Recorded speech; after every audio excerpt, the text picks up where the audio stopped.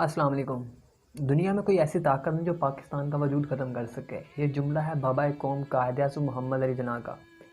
मैंने कोशिश की कि कायद-ए-आज़म की ज़िंदगी के बारे में बताऊँ। सब ये जानते तो हैं कि वो कब पैदा हुए, कब वफ़ात हुई और कहाँ से तालीम हासिल की, लेकिन इससे बढ़कर उनकी निजी ज़िंदगी के बारे में कुछ बताना चाहता था कि बुज़ुर्गाने दिन उनके बारे में क्या राय रखते थे। कायद-ए-आज़म ने जब तहरीक का आगाज़ किया तो बहुत से लोगों ने आपकी मुखालफत की कि ये एक सेकुलर रियासत चाहता है पाकिस्तान में। इवन डैड ये तक कहा था कांग्रेसी लोगों ने कि इसका अल्लाह और उसके रसूल से कोई वास्ता नहीं है। बहुत जुल्म किया लोगों ने इस तरह अल्फाज कहकर आप पर। हज़रत पीर जमात अली शाह रहमतुल्लाह जिन बुज़ुर्गों ने पाकिस्तान की तमीर में अपना हक़ अदा किया था, उनको हमने तारीख़ की किताबों से ही मिटा के रख दिया है। पूरी मुसलमान मिलत आपको अमीर मिलत कहकर पुकारती थी। जब आपसे पूछा गया कि अमीर मिलत आप कायदे आज़म के बारे में क्या राय रखते हैं, तो आपने कहा कि वो तो अल्लाह का वली है। इवन डैड अमीर मिल्लत ने पूरी मुसलमान मिल्लत को मुतहद किया और एक फ़तवा जारी किया कि वो फ़तवा ये था कि मुस्लिम है तो मुस्लिम लीग में, और जो मुस्लिम लीग को वोट नहीं देगा, जो कायद-ए-आज़म को वोट नहीं देगा, उसको मुसलमानों के कब्रिस्तान में दफन नहीं किया जाएगा। जब आपने ये फ़तवा जारी किया तो बहुत से लोगों ने अमीर मिल्लत से सवाल किया कि आप इस तरह क्यों कह रहे हैं। लोगों ने ये सवाल किया ये तो बुरा अंग्रेज़ नज़र आता है, अंग्रेज़ी बोलता है, उर्दू भी ठीक से बोलनी नहीं आती।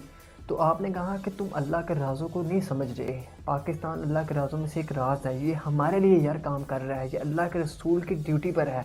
अमीर मिल्लत ने कायद-ए-आज़म को एक मरतबा तोहफ़े भेजे जिनमें एक जाए नमाज़ थी, एक कुरान पाक और एक तस्बीह थी। कायद-ए-आज़म ने जवाब में खत तहरीर किया जिसमें शुक्रिया अदा किया और कुछ अल्फाज थे, ऐ अमीर मिल्लत जो आपने मुझे कुरान पाक भेजा है, उसका मकसद ये है कि एक हुक्मरान के लिए लाजिम है कि अल्लाह के हुक्म को समझे और कुरान पढ़े और उस पर अमल करे। और आपने जो मुझे जाए नमाज़ भेजा है उसका मतलब ये है कि मैं अपने रब की अताअत करूं, और जो अपने रब की अताअत करता है उसकी कौम उसकी अताअत करती है। आपने जो तस्बीह भेजी है वो इसलिए कि मैं अल्लाह के रसूल पर दरूद शरीफ भेजूं कि जो दरूद नहीं पढ़ता उस पर अल्लाह की रहमत नहीं हो सकती। पीर जमात अली कहते हैं कि जब मैंने खत देखा, जो उन्होंने अल्फाज लिखे, तो मैं एकदम से बहुत परेशान हो गया कि वल्ला आलम कि मैंने तो किसी से अपनी नीयत का इज़हार भी नहीं किया, कि मैंने तो किसी को बताया भी नहीं था कि मैंने इस नीयत से इनको ये चीज़ें दी हैं। लेकिन मैं परेशान हो गया कि इनको किस तरह मेरी नीयत का पता चल चुका था कि मैंने इस नीयत से ये तमाम चीज़ें दी हैं। अल्लामा शबीर अहमद उस्मानी, बहुत कम लोग उनके बारे में जानते होंगे। अल्लामा शबीर अहमद उस्मानी साहब वो हैं जिन्होंने सबसे पहले पाकिस्तान का परचम लहराया था और इन्होंने ही कायद-ए-आज़म का जनाजा भी पढ़ा था। अल्लामा साहब कायद-ए-आज़म के बहुत बड़े मुखालिफ थे। इवन डैड के आप लोगों को कहते थे कि ये बंदा ठीक नहीं है, लेकिन इनके साथ एक वाक़या हुआ और वाक़या ये था कि आपकी रातों रात परसेप्शन राय ही कायद-ए-आज़म के बारे में बदल गई थी। तो लोगों ने पूछा कि अल्लामा साहब आप तो कायद-ए-आज़म के मुखालिफ थे, आपको ऐसा क्या हुआ कि आपने उनके बारे में गलत कहना छोड़ दिया? तो आपने कहा कि कल रात हुज़ूर पाक सल्लल्लाहु अलैहि वसल्लम की मुझे ज़ियारत नसीब हुई और मैं देखता क्या हूँ कि उनके साथ कायद-ए-आज़म खड़े हैं। हुज़ूर पाक सल्लल्लाहु अलैहि वसल्लम ने कायद-ए-आज़म की तरफ हाथ करके कहा, ये मेरा सिपाही है, इसकी मुखालफत ना करना कभी भी।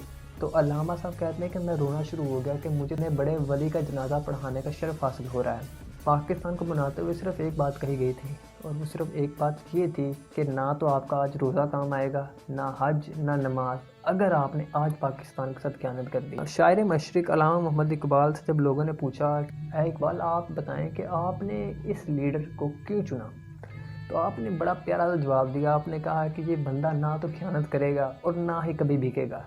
ऐ कायद, हम शर्मिंदा हैं कि आपकी बनाई हुई इस रियासत पर, जिसके आज के हुक्मरान सिर्फ करप्शन और चापलूसी से घिरे हुए हैं। एक मरतबा आपके एक वज़ीर ने कायद से कहा कि आपका एक भांजा है जिसको एक ज़िले के चेयरमैन बना देना चाहिए। तो जब आपके पास उसकी तजवीज़ आई तो आपने उसको मुस्तरद कर दिया।